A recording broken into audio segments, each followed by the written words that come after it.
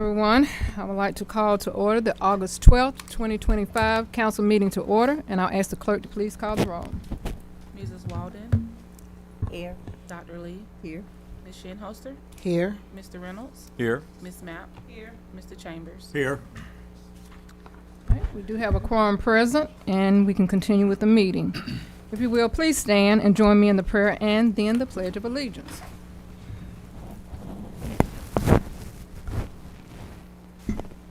Merciful and eternal God, we thank you for this day. We thank you that all our eyes have seen and our ears have heard. We invite you into this meeting right now to make sure that we stay on one accord and that we treat each other with kindness and civility. We ask you right now to allow us to be in like mind on this dais as we go forth to continue the process of taking care of the city of Milledgeville. We ask you to continue to bless our state, our federal, and our local governments. We ask you to continue to be with your constituents, that as they come forth tonight, God, we'll all be able to hear out their requests and reason together. It is these and many more blessings we ask in Jesus' name. Amen. I pledge allegiance to the flag of the United States of America and to the republic for which it stands, one nation, under God, indivisible, with liberty and justice for all. All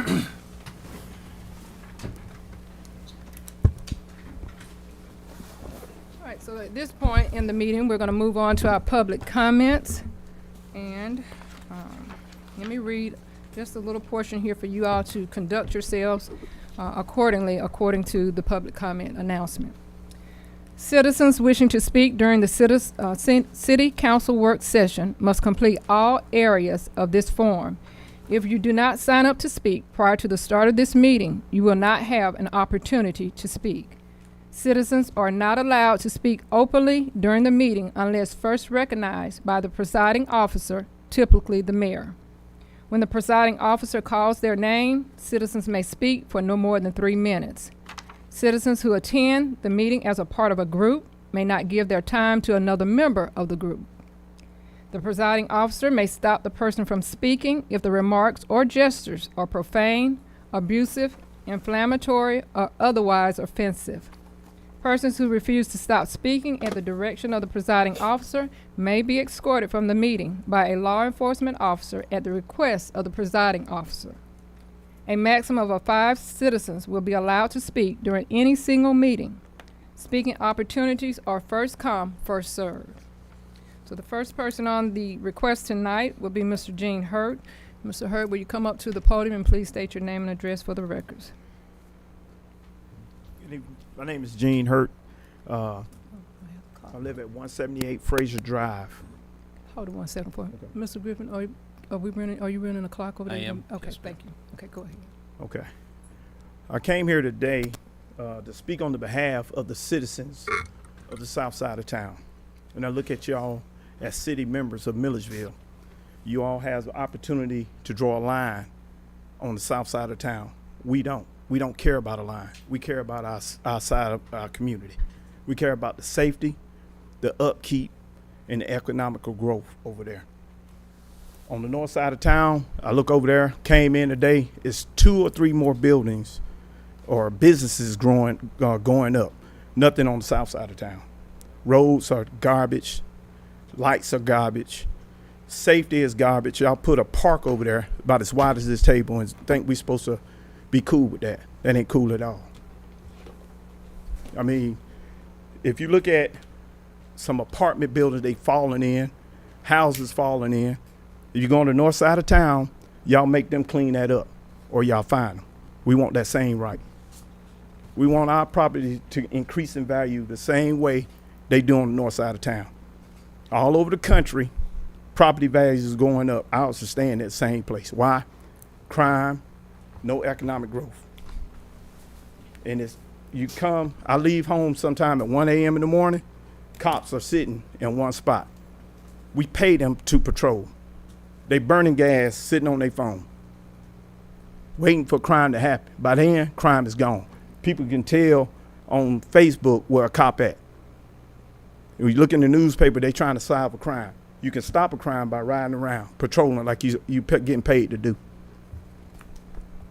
So I challenge you guys when y'all come up for re-election, to have an open podium. Instead of telling us 3 minutes, have a town hall meeting so we all can ask a legitimate question to you guys. And if you run it against somebody, have a legitimate debate in front of witnesses on the south side of town. We don't want to hear about a line. We don't want to hear go to the county. I don't want to go to a county meeting and have the county say go to the city. We don't care about that. We want the same respect that you guys give the north side of town. Because come next year, there ain't no line on the ballot. Not one. And I know it ain't but a few of us in here, but I guarantee we have family members that's gonna come out to the poll to support our citizens and our families on the south side of town. And that's all I have to say. Thank you, Mr. Hurt. All right. Next person up for public comment is Mr. Eric Gordon. He basically said what I was Okay. Yeah. I stay on 137. Okay, if you're gonna talk, you got to step up to the podium and give your address. 137 Ogden Road. I basically came. Well, actually, I tried to go by steps. I talked to the commissioner, Kiwi, for the past 2 years. Our whole road is cracked, and in front of my driveway, it's cracking up in rocks. Like, I've been trying to do this for 2 years. I talked to Commissioner Butts, and I talked to some green guy. It's been like that for 3-4 years, and I don't know what to do.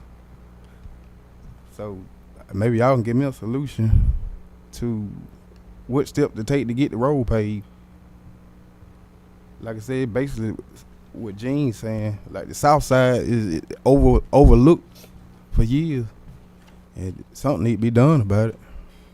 Like he said, we pay taxes, so that's my concern. All right. Thank you, Mr. Williams.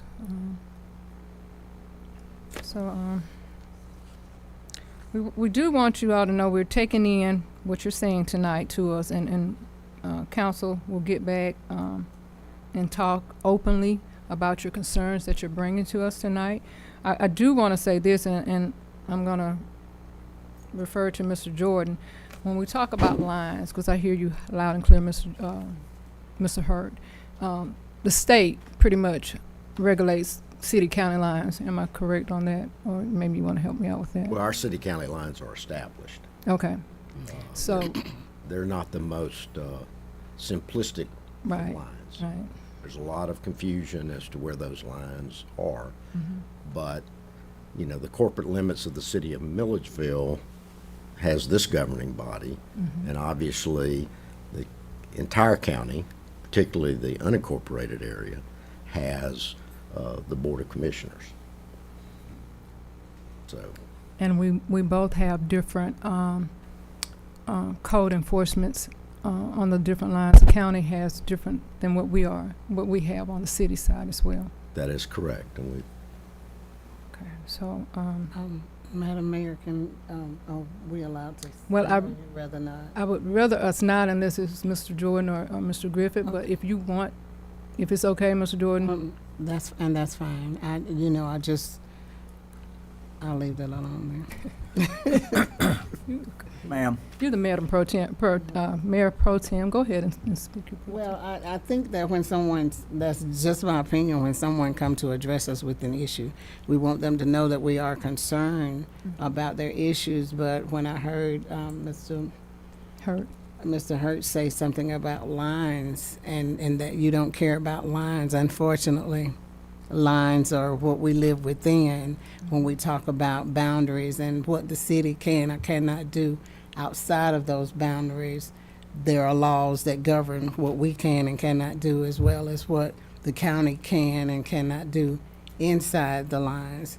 So I completely understand what you're saying, but when you mention something about y'all put a small park out there, y'all, not the city, that put the park out there. So it's better to complain to those who did that If you don't like the size, if you don't like where it was put, if you don't like the circumstances surrounding that, then the complaints and everything need to go to the people that put the park in your area, because we can't, there's nothing that we can do. Our hands are tied by law. Our hands are tied. So, you know, when it comes down to, and I do want to say that Miss Walden here lives on the south side of town, and it has been her fight for many, many years to get businesses to come to the south side of town. She's been very active with the Central State Hospital redevelopment to try to get jobs and to try to get homes and to try to get things done for the south side of town. That's been her constant fight since she's been on council. Every time something comes to the north, she says, well, why didn't they consider coming over to the south side of town? And that's been our mission the entire time, is to get something. My mother lived on the south side of town. I was raised on the south side of town. So I do understand the difference between the south and the north, you know, and having to live with those boundaries and those lines. Unfortunately, if you look at trends for cities, they tend to have growth to the north, even in the Atlanta area. That's the case with Cobb County, Marietta, all of those places. Even Atlanta grows to the north, is growing to the north of them. That's the trend that happens in cities. So once that takes place within a city or a community, there's not a whole lot you can do to stop it. You can encourage, you can work with people, with organizations, and with people who buy and invest in property to try to get them to look at the south side of town, which is what we do all the time. But if that's not where they want to put their money, then I encourage the people that live there to start investing in the community and bringing things to the community and back to the community. If you know, we have people that were raised on the south side of town that have done well for themselves, but when they come back, they choose to go to the north side of town to do their investments. And what we've got to do is start raising up people that will come back to the south side of town and do things. And if you have ideas that if you're inside the city and there's something that we can do, bring them to us, so that we can sit down and talk. We don't have any problems anytime with having a town hall meeting or even having a one-on-one meeting or a small meeting with anybody that wants to talk about things that we can do to make this city better. So I just wanted to say that on behalf of council. Mr. Chambers, were you about to say something? The only thing I was going to add was that I think it's a pretty good idea to have, whether it's a town hall or just a sit down or whatever, because I think there's a lot of misconception as to who is over what. And you can have, there's several streets on the south side of town that part of the street's in the city and part of the street's in the county. And it's a tough situation for us on council. It's a tough situation for the commissioners in trying to figure out what are you going to do. Now the roads, we have passed the citizens passed the T-Splosh. And I would think within the next few years, we're going to have just about everything paved. I know we will within the city limits. I'll show you that map right up there. That is the new districts. But if you look at the white around all that, that's an unincorporated area. So you can see within the city, we have all kind of county-controlled areas. So it's a problem for city police, it's a problem for the sheriff's department, it's a problem for everybody. Everything kind of grew and was incorporated with, and this was years and years ago, with not a whole lot of foresight of trying to make it make sense. Unfortunately, that's what we got. And, you know, it just, I think it wouldn't be a bad idea at all. I don't think it needs to get tied up in the politics of election, but I think it does need to be addressed, and so that you can understand, and you know, and that we can understand. You got a commissioner right out here with us, Scott Little, and I know he's new, he's learning, he'd like to understand. Mm-hmm. Thank you for bringing it up. Thank you. Can I add one more thing? Something simple, real quick. That's up to the mayor. Go ahead, Mr. Hurt. Stand up to the podium right quick, please. I'd like to just ask one thing. All right, you know, I get the lines, I get the political things and stuff like that. What I like to ask you guys, city members, lead by example. We all are Milledgeville, Georgia citizens. Right. If the county don't want to do stuff, y'all can lead by example, and that'll force the county hand. Y'all have the ability to laugh. We don't. For No. us. No, we're not laughing at you, But but we hear what all you're we all, saying. all I'm asking is, we asking a simple thing. We're asking a simple thing. Whatever line y'all on, clean that up. That's all we asking. Have the police patrol, not post up. Put the lights on y'all side of town. Fix the roads on y'all side of town. The businesses will come later. But whatever line y'all on, how about doing that for us? And when we go to the county next week, we're gonna ask them the same thing. That's all I'm asking. All right. Fair enough, Fair Mr. enough. Hurd. Fair enough. We hear you loud and clear, and you and I had that conversation about, you know, I had my feet together and I opened them just a little bit. On the city one side, right here on the county the next. But we hear you and thank you for bringing that to light for us, okay? All right, so the next person on the sign-in list tonight is Mr. Mike Thomas. Mr. Thomas, if you will, come state your name and address for us. Thank you.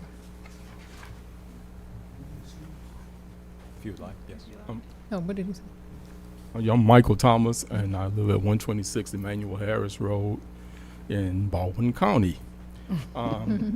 I came to talk about traffic in the area of North Jefferson and Dunlap Drive again, but when I listened to some of the comments today, it just really got me thinking. You know, first of all, I'm glad to see the representation in the comments from the citizens to come and talk about this topic.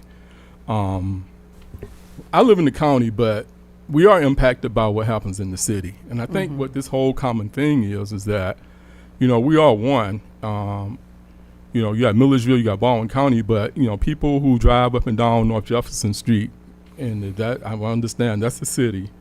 The part of that is the city. They live up in the county or they live in the city. I mean, I'm saying there's a lot of commonality there.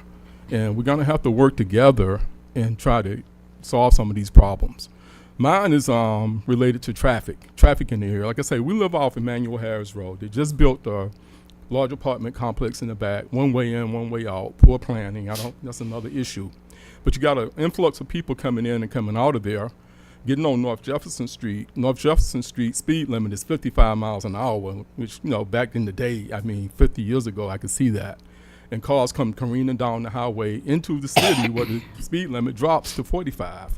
So there's potential damage and danger there. I know we've had several accidents at that intersection of Dunlap and North Jefferson, and there was some talk of improving that, but I don't know what's being done. Part of my comments here is to question that, what's being done, and where are we with the traffic control measures there? I understand too, I was in Texas working, and one of the neighbors called me, and I was, you know, proud to hear that. She said, we got an issue because we hear they're building a housing community, a housing complex for affordable housing, which I'm for that, off of Dunlap Road. I don't know if that's rumor, if that's true, but again, that's going to add a lot of traffic to that area. And that goes back to speaking to all this development on the north side versus the south side, which I know we can't always control. I heard Denise, that was a good speech and explanation of that. But I think we still can do more about that. I'm not a politician, but I do read and all. I remember there was some talk about annexation.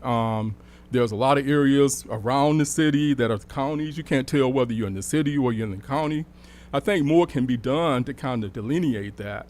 Maybe to work with the county and see if that's in a way, maybe they can be annexed into the city, or so people won't be confused. Or, you know, the services that are provided can be, you know, brought up to par. So I'm just saying, again, I kind of got thrown out, but I was, really enjoyed the conversation because I think it's very apropos what they were saying. But mine, again, is the traffic. The question is what's being done on the Dunlap Drive area, because more and more is coming up in that area. Again, I don't know if the housing complex is a real deal or is that something that people are just talking about. But if so, I think that traffic controls at Jefferson and Dunlap need to be implemented, and as well as traffic going through that area. But again, just the city and the county working together to delineate some of those areas so people won't be confused, about where they are and what's going on. Okay, thank you. Thank you, Mr. Thomas.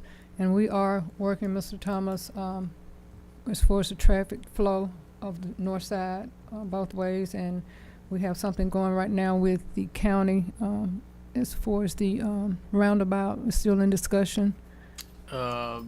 Not at Jefferson and Dunlap. That will be a solely city project. So, okay. The one that's being looked at from a joint project is Jefferson and Log In Cabin. Log Cabin, okay. So we are aware, go ahead, Mr. Chambers. Oh, I I'm don't wanna sorry. cut you out. Go I ahead. apologize. I tried to jump the gun. That's But okay. that's my area. And we're looking at a roundabout. We've already had the engineering. Everything's done, set to go. We need to go ahead and let it for bid, Mr. City Manager. And if we can do that, at least we can find out what kind of prices we got, what we're looking at, how much it's gonna cost and all that. Hopefully, that's gonna keep traffic moving and slow it down at the same time. I've been trying for the last 6 months or so to get the speed limit dropped on North Jefferson to 45 miles an hour. It is 55 from the four-way stop at Log Cabin all the way to Dunlap. The reason we can't just put a sign up is because we run radar on there. When you run a radar on a road, it is controlled by the state of Georgia or DOT. So then we've got to go through DOT to try to get them to go ahead and okay changing that speed limit from 55 to 45. If we get it 45, then everything is continuous. It's 45 all the way around. Dunlap is 35. That seems to do pretty good. People will run 45. Some of them will run 50 on Dunlap. But at least that 35 has slowed it down somewhat than what it used to be years ago. But it is being worked on.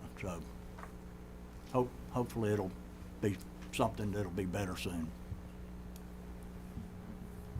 Okay, thank you, Mr. Thank you all for Okay, coming. Thank you for coming. Please come back. We enjoy having you all here to bring things to us, All okay? right. Okay, you too. too. All right, so the next person we have up tonight is Coach Manchester. Coach Manchester took a seat in the far back there. Thank you all again for coming.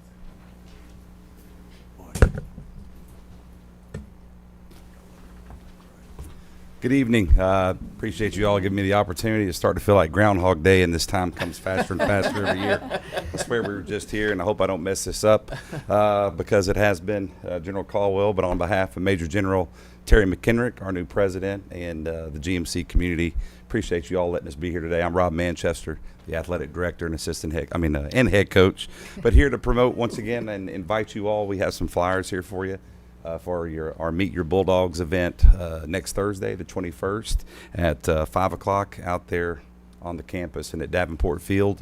We also like to believe that even though we're members of GMC, we're also members of this community and the city. We got 160 guys on the team this year, and it's the largest that we've ever had, and we all live here in the college housing and everything right over here, not far from campus.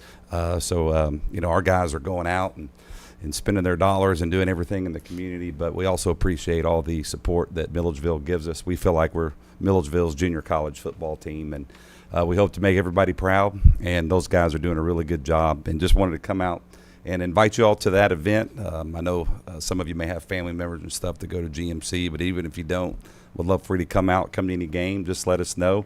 We do have 3 young men from here in Milledgeville, Jonathan Roach, a graduate of GMC, and 2 Baldwin County High products, Curtavious Hightower and Yari Khalid, and they're in their second years and doing really, really well for us. And so come on out and see your local guys play. Got a lot of people here from around the area as well. Would love to have you, and thanks for letting me come out and say a couple words real quick. Obviously not as important as some of the other issues being talked about, but would love to have you, and thank you so much. Appreciate it. Thank you. All right, thank you, Coach Manchester. All right, so that will complete the public comment portion for tonight. So move on the agenda. All right, you all have received a copy of the July 22nd, 2025 council meeting minutes. Are there any corrections or amendments that need to be made? Hearing none, Is there a motion to adopt the July 22nd, 2025 council meeting minutes? Thank you. Motion to adopt. Second. Motion and a second. I'll ask the clerk to please call the roll. Mrs. Walden, Aye. Dr. Lee, Aye. Ms. Shinholster, Aye. Mr. Reynolds, Aye. Ms. Mapp, Aye. Mr. Chambers. Aye. All right, the motion carries and the minutes are approved.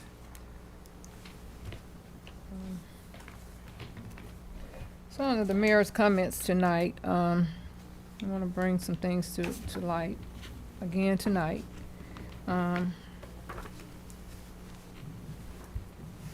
We do thank everybody for coming out and giving us their public comments and sharing in, and normally we don't try to engage, but I think what I will allow is the fact that if it's a Pacific district, and I'm gonna share that in tonight, if it's a Pacific district, like they was talking about, Ms. Ward and Mayor Pro Tem stepped in and Mr. Chambers, then I will allow them, I'll allow them to kind of conversate a brief moment, not to engage so in-depth, but to engage enough that we can satisfy a temporary or suffice a temporary answer for them for that moment until we can come together as a council.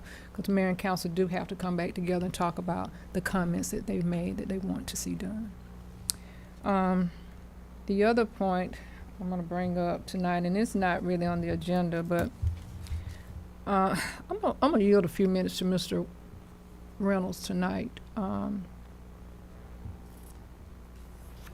reference to an email that he sent everyone out. And I spoke with you basically, Mr. Griffith, on it a little earlier. And Mr. Jordan, we decided to allow him to at least explain what he wants to say to us. You are the chairman. Okay, so I'm going to give you that opportunity, Mr. Reynolds. Thank you, Madam Mayor. A little over a week ago, I provided an email to all of the members of council with a proposed ordinance that I would like to see us take up for discussion and potential adoption, entitled the Milledgeville Transparency and Accountability Act. And the purpose of this is to ensure that the public has clear, consistent access to data on how both elected and appointed officials are serving their community. This comes from the fundamental belief that anything that can be measured can be improved. And to promote open government, build public trust, and increase accountability through annual reporting of certain public service metrics. Several of the things that would be accomplished by this would be to ensure that training for board appointees is completed in a reasonable amount of time. I know from talking to my own appointee to the Planning and Zoning Board that she was not made aware that there was training available, and if that's something that was being tracked on a sheet somewhere with the city clerk's office, that's something that would probably be noticed and be offered. But to ensure that that board training is completed, to allow us to track attendance for those board appointees, and if necessary, to provide a basis for removal, because it's fundamental to the function of our local government that all of these boards, whether it's Planning and Zoning or Historic Preservation Commission, that there be a full quorum available to conduct that business. That's to be respectful to the time and the resources of our city, of our board appointees, and to the people that depend on the decisions of those boards. It costs our taxpayers money every time that a meeting has to be re-advertised and delayed for lack of a quorum, and it's not a great look for the community. If we're not able to conduct business, how are we supposed to attract businesses to come to the city of Milledgeville if they can't depend on us having our boards fully appointed? And I will acknowledge that we have done a great deal of work over the last 6 to 8 months to make sure that our boards are fully staffed. But this is to increase accountability and transparency for all of those boards and for the elected officials. I hope that everyone here has had time to review it. I know I did get some comments back from Ms. Shinholster, and I appreciate the dialogue. But to briefly explain what would be reported, those would be meeting attendance, how often each official attends those regular public meetings, travel and training budgets, what was budgeted, what was spent for professional development and travel, training compliance, whether or not each official completed their required ethics or other trainings, campaign finance compliance, just making sure that we are checking that box for PFDRs and CCDRs in the appropriate time. And as far as timeliness, I feel like this is an appropriate time for us to put this in place. The ordinance as presented would not actually begin tracking these metrics until the beginning of the very next term.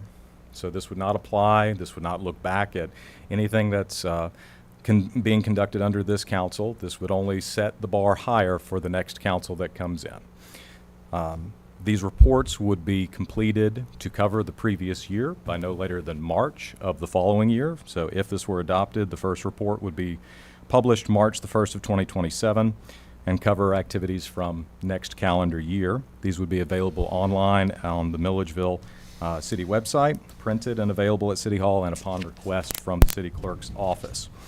But this ordinance gives Milledgeville residents an easy way to see how their public officials are engaging, voting, and spending public funds, helping to foster a more informed and involved community.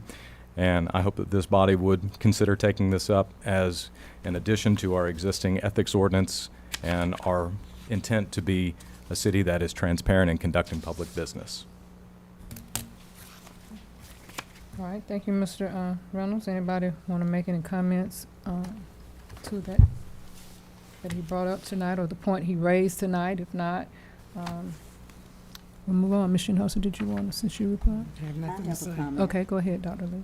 I read what you had, but I think it's redundant to what we already have. And I just need to, and I guess, Mr. Griffin may go over this, but I need to go over and make sure that the citizen knows what we have now with the ed ordinance. We are being considerate of others. We challenge your emotions. You manage your emotions. A silent voice is not always a weak voice. Be kind. Actively listen to learn about how to engage with others respectfully. Think about the impact of your actions, not your intent. Ask questions to learn. Remember the acronym Q-TIP, which is quit taking it personal. Amen. And have empathy. Just because you may not have experienced it does not mean it does not exist.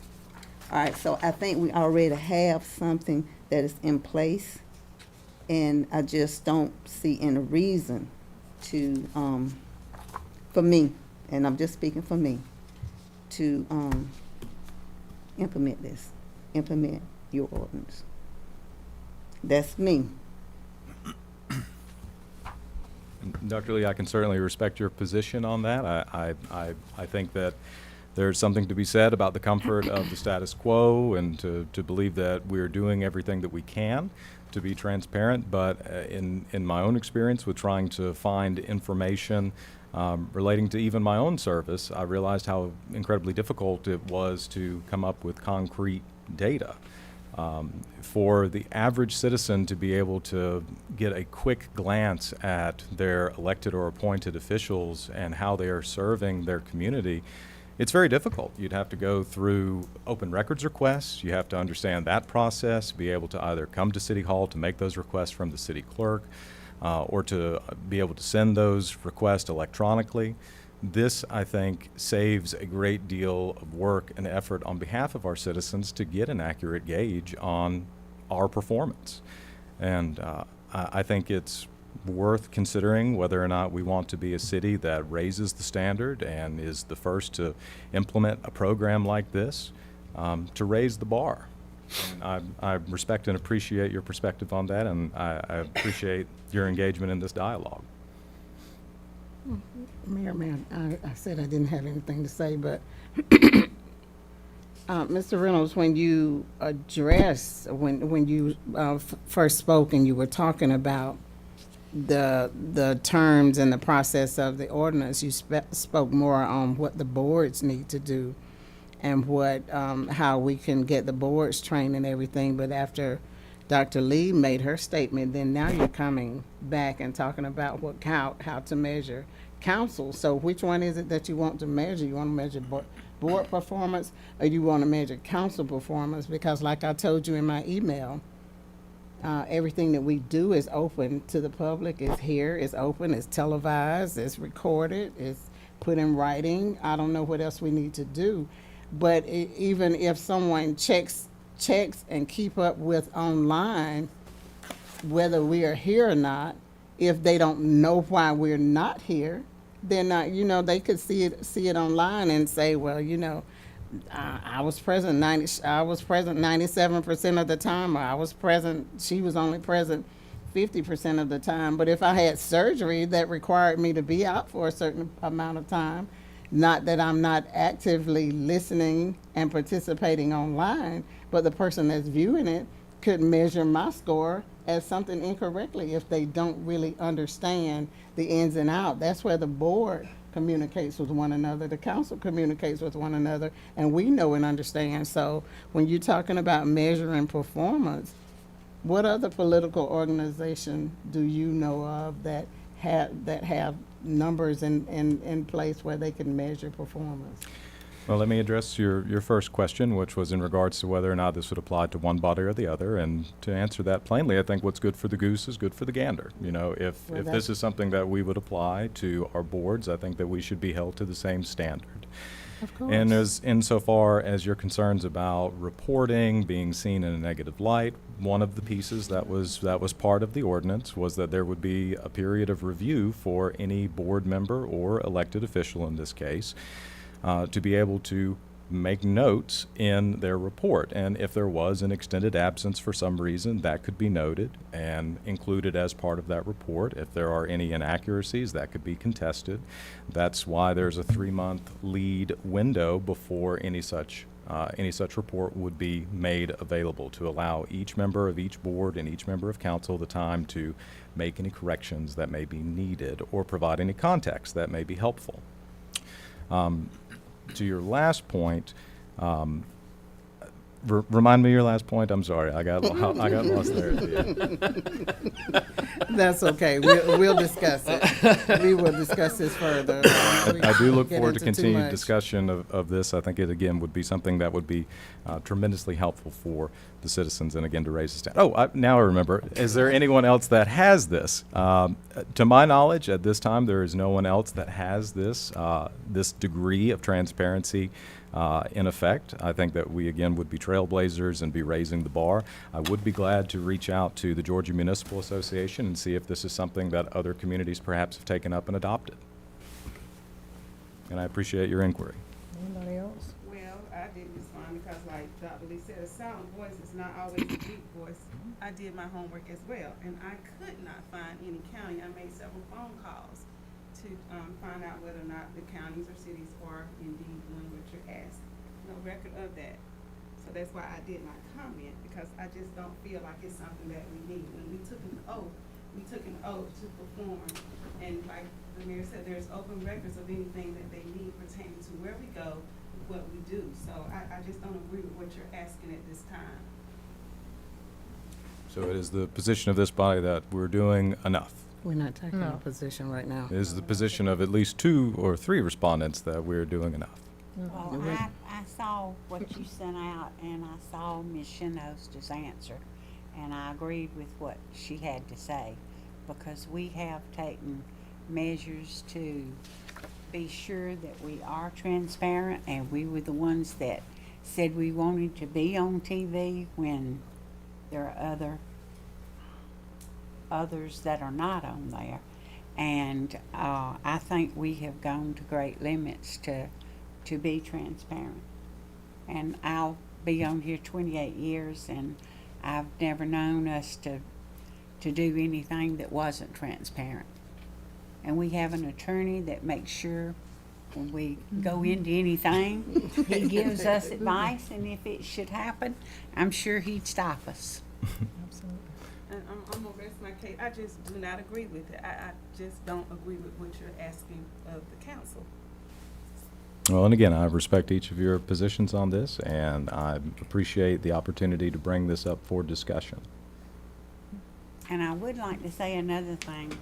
I appreciate everyone that serves on one of our boards because those people give their time and they're Agreed. not paid That's one dime to do it. Agreed. They do it because it's a love for it, and I don't think we should enforce anything further on them. And when I ask mine, each one of us has a person on the planning and zoning board, and when I ask mine to serve, I go ahead and tell them then that there is training for them to take.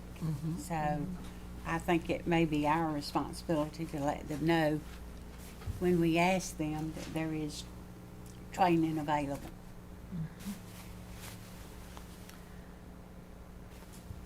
Thank you all for allowing him to engage in that tonight. Mr. Reynolds, I know you're certainly aware that everything is chartered out. We abide by the charter. We follow the rules and the guidelines of the charter. So we appreciate you bringing that forth. Thank you for the opportunity to address council, Mayor. So at this time, I'm not going to prolong the time. I'm going to allow Mr. Griffin to go ahead and take over since we. Thank you, Mayor. Dr. Lee has already mentioned that we will be, or you all will be, voting on the resolution to renew the City of Civility pledge for the City of Milledgeville. And I will say, I think what that pledge says is exactly what you have just seen borne out. And that's a conversation about issues that come before City Council, both for your own governance and for the governance of the citizens. And when that time comes to vote on that resolution, I think everybody can do that and hold their head up high when they approve that resolution. And we have to do that every 2 years, right? Every 2 years, yes, ma'am. City of Ethics every 4 years, City of Civility every 2 years. So we have with us tonight some guests that are really not guests, but they are friends of the City of Milledgeville. They are friends of municipal government across the state, and they are here tonight to help us celebrate an accomplishment. We have with us Aileen Harris, who is our Deputy Director of Training for the Georgia Municipal Association, and Hardin Watkins, Public Service Assistant with the Carl Vinson Institute of Government. And they are friends of the City of Milledgeville. They are friends, as I said, of municipal government around the state.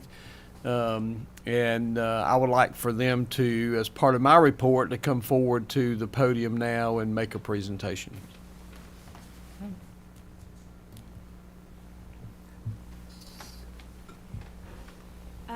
So the Harold F. Holtz Municipal Training Institute is a training program that is offered in partnership between GMA and the UGA, Carl Vinson Institute of Government.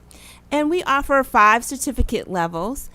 And today we're here to honor Dr. Lee because not only has she earned the 5 certificate levels, with the highest is 275 hours, but she was one of 9 individuals to earn 400 or more hours.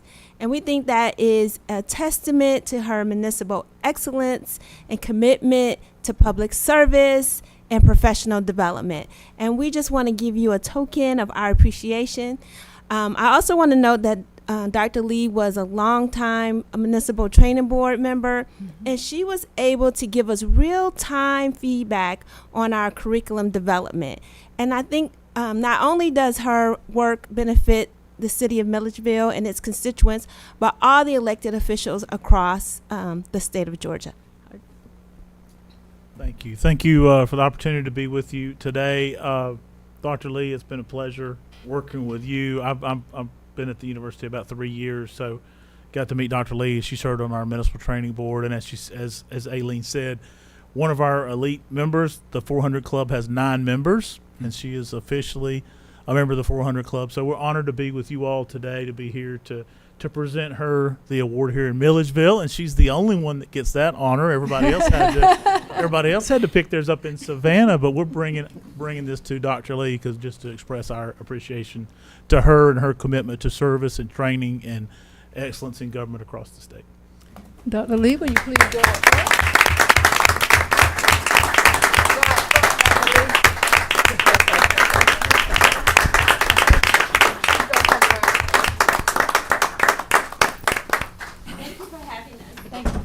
thank you for coming. And she worked that whole time. Uh-huh. Full time? Full time. Yeah, I don't know how she did it. Yes. Ah. Birthday, you said you weren't gonna spend your birthday here. 2 weeks from now.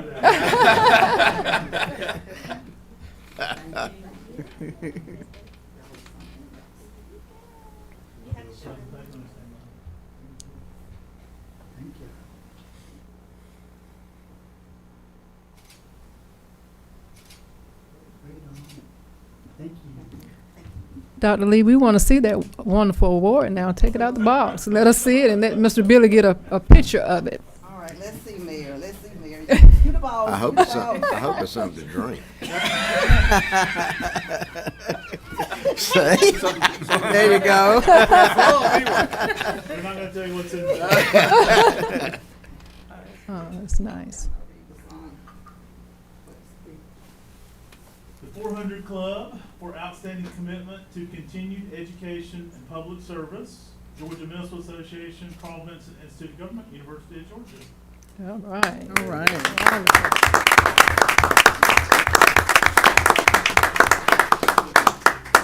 Coming down and this weather.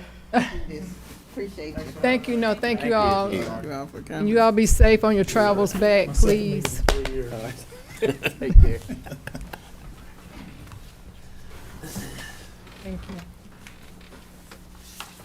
You know, y'all have to get back to Athens and Atlanta, so y'all travel safely, all right? Hey, thank you. Thank you. Mayor, I have a couple of other things I just want to cover very quickly as part of my report. And I shared with you all, I guess approximately a week ago, some potential changes to the alcohol ordinance that has been requested by some property owners here in town. These are very rough drafts. It's very rough draft information. This particular property owner is the owner of 107 and 115 South Wayne Street. Their basic concern is the businesses that they're looking at putting in that property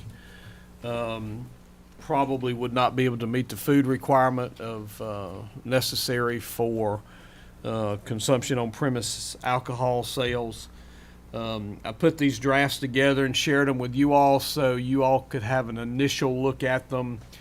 Mr. Jordan is reviewing them. He and I are going to meet to make sure that they meet the requirement, first of all, of the state, because the state does have some very specific requirements that have to be met for microbreweries and brew pubs, and also to make sure that they are ordinance changes that would be positive and beneficial for the city.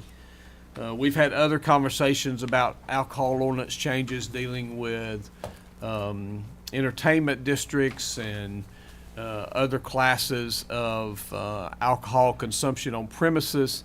This does not include those. This is purely for brew pubs, microbreweries, and what I have termed a downtown wine store. And I believe this would meet the requirements of what this particular property owner is requesting. I would encourage you, as you look at it, to understand that that request is made simply as what they anticipate will be an intent that they would like to do with that property. But we are looking at being able to make those ordinance changes. As with any ordinance, it will require 2 reads when it gets to the final draft that is presented to y'all. It will be put on the agenda as a first read when that time comes, and then 2 weeks later it will be put forth as a second read in order to take effect if you approve that that ordinance change. We will continue to look at the possibility of creating an entertainment district. We will also continue to look at the possibility of other options that do not have a food requirement for consumption on premises of alcohol sales. But as y'all have heard me say before, we have to do all of this very carefully so that we don't create an issue downtown that we currently do not have. And certainly not trying to hold up progress by any stretch of the imagination, but we're a little bit of a different bird. Our Main Street DDA director gets a little bit frustrated with me sometimes when she brings something up, and I say, we got to look at that because of being a college town with two campuses so closely in the area of downtown, and I think that's the way we have to look at these, as well as other ordinance changes for the alcohol ordinance. So please share with me your thoughts on what has been put forth so far. And as I said, Mr. Jordan and I will be working together to make sure that it meets all the legal requirements from a state and a local level, and hopefully we can move this forward sometime in early fall with changes to that ordinance based on your comments and based on what we make sure needs to meet the state requirements for those two. It's very much like what I said when we were being when we had the hearing for and I'm just going to refer to them as the way I did when they were in school with my children, the Flournoy boys. And that was new ground in terms of land use, and this is new ground in terms of alcohol ordinance. So we need to proceed carefully, and I think we are. And hopefully the draft information that I put together there will give you something to consider and come back with comments. Secondly, I wanted to give you a quick update about where we are on the issuance of the bonds for the water treatment plant. Our Public Facilities Authority met on July 31st. They passed a resolution that was basically a mirror resolution to what you all passed, requesting that the PFA issue the bonds. That is not the final resolution for that. Another one will come back before y'all, and another one will come back before the PFA as well. But passing that resolution, passing the resolution approving the bylaws, and naming the officers of the PFA was what needed to happen that night in order for our city attorney and our bond counsel to, I guess the proper term would be petition Superior Court for a validation hearing.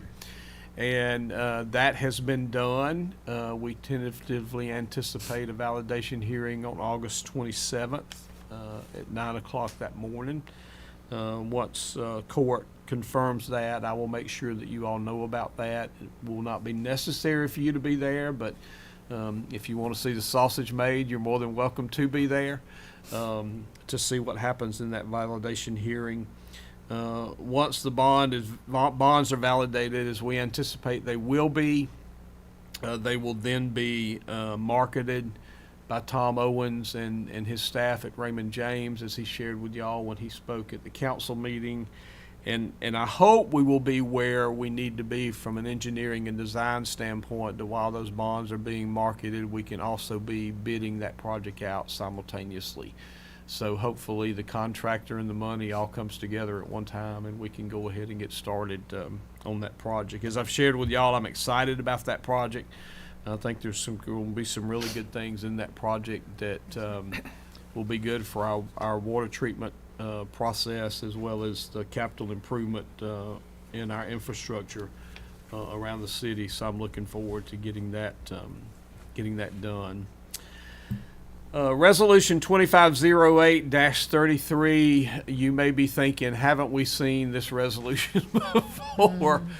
As we have gone through the process with Georgia College to work to be able to sell them the property that they have talked about buying from the city, which is the block of North Liberty Street between Montgomery and Thomas Street. We discussed that at our planning retreat. You all approved the mayor signing an option to purchase. We attached to that option to purchase the MOU that you all approved dealing with the Georgia College Police Department processing their citations through municipal court. When that was forwarded to Georgia College, the Board of Regents attorneys in Atlanta asked for basically some wordsmith changes, and they sent those to us. I reviewed it with Mr. Jordan, and that is the resolution that you have before you tonight. We anticipate that this will be hopefully the final resolution we have to ask you to vote on for this. But evidently the Board of Regents is trying to make sure that they don't have to deal with a lot of additional costs on title insurance and all those kinds of things. And so while you have seen some of what's in this resolution before, this is the wording that the Board of Regents attorneys have asked to be included in the resolution. So that's the reason you have it before you tonight. That's all I have, Mayor. I will be happy to take any questions from anybody on anything that I covered or anything that was in my biweekly report that you all received last week. All right. Thank you. Thank you, sir. So at this time, we will now move to old business tonight, which is a part of the agenda. We have one public hearing to conduct tonight, which relates to land use. I will ask the clerk to read ordinance O-2507-11 by caption.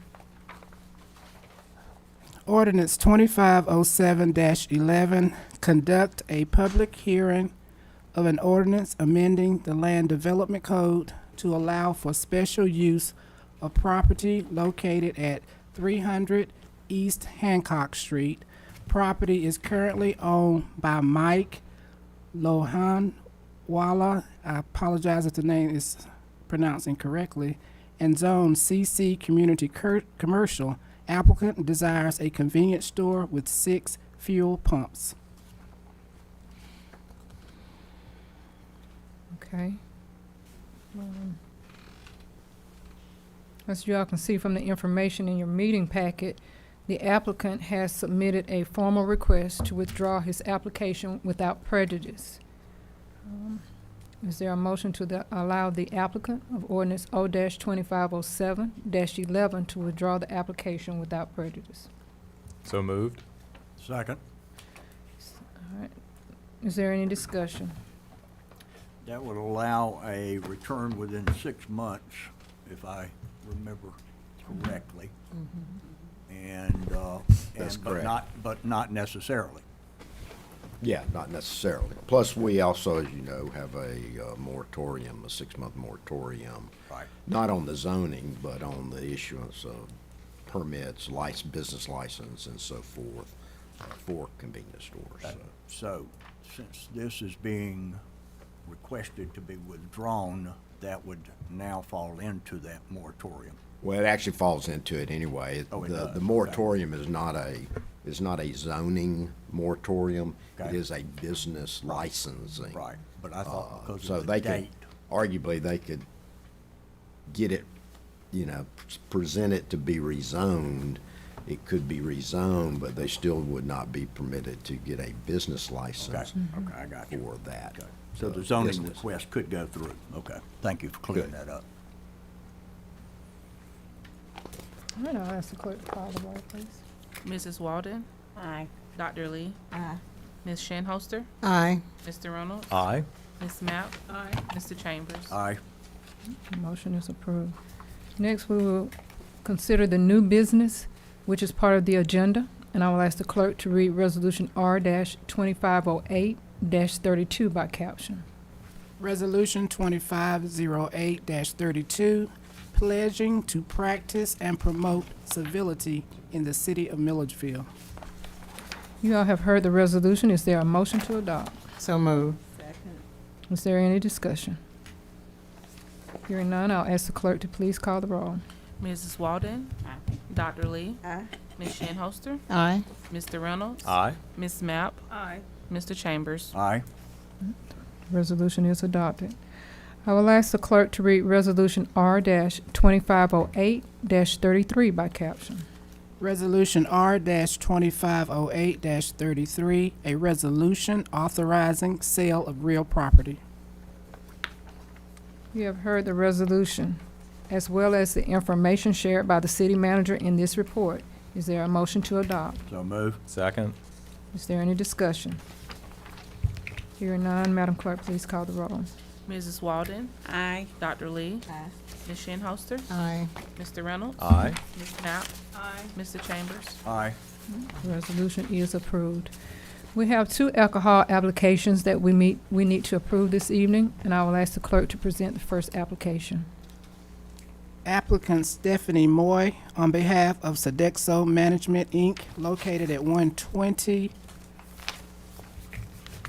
South Clark Street, for beer, wine, ancillary beer and wine tasting, consumption on premises. You have heard the application. Is there a motion to approve? So moved. Second. There's been a motion and a second. Is there any discussion? Hearing none, I will ask, Madam Clerk, please call the roll. Mrs. Walden, Aye. Dr. Lee, Ms. Shinholster, Aye. Mr. Reynolds, Aye. Ms. Mapp, Aye. Mr. Chambers. Aye. The application is approved. I will ask the clerk to present the second alcohol license for approval. Applicant Stephanie Moy, on behalf of Sodexo Management, Inc., located at 300 West Hancock Street. Beer, wine, ancillary beer and wine tasting, consumption on premises. You have heard the application. Is there a motion to approve? So moved. Second. Is there any discussion? Madam Clerk, please call the roll. Mrs. Walden, Aye. Dr. Lee, Aye. Ms. Shinholster, Aye. Mr. Reynolds, Aye. Ms. Mapp, Aye. Mr. Chambers. Aye. The application is approved. The final item on the agenda is to make one appointment tonight. I am nominating Holly Hancock to be appointed to the Allied Arts Board to fill the unexpired term of Benjamin Lewis. Is there a motion to confirm this nomination? So moved. Second. Properly motion is second. Is there any discussion? Madam Clerk, please call the roll. Mrs. Walden, Aye. Dr. Lee, Aye. Ms. Shinholster, Aye. Mr. Reynolds, Aye. Ms. Mapp, Aye. Mr. Chambers. Aye. It is my understanding that we do have a need to go into closed session this evening for the purpose of a real estate and a legal matter. Do I hear a motion to go into closed session? So moved. Second. I'll ask, Madam Clerk, please call the roll. Mrs. Walden, Aye. Dr. Lee, Aye. Ms. Shinholster, Aye. Mr. Reynolds, Aye. Ms. Mapp, Aye. Mr. Chambers. Aye. At this time, we'll be going into closed session, and then we'll be back at the end of the closed session meeting.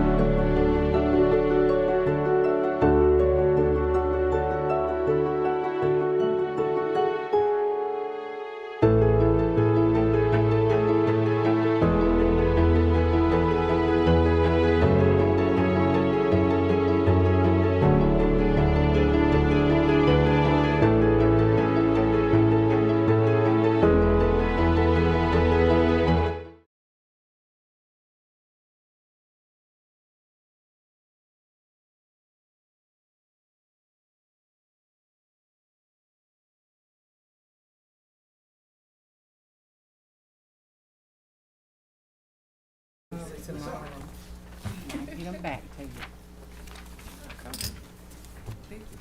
We're gonna archive that story. Right, yep.